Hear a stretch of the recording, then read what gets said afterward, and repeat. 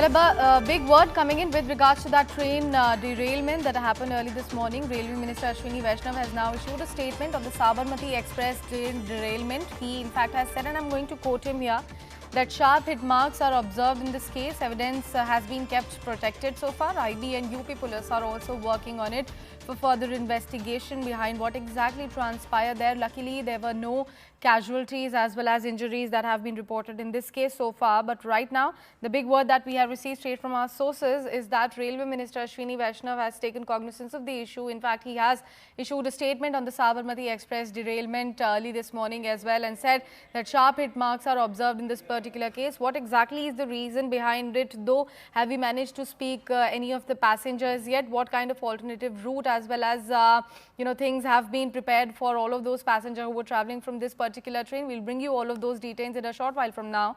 But so far, the word about evidence is that evidence has been kept protected in this case. IB and UP police are also working on this particular issue.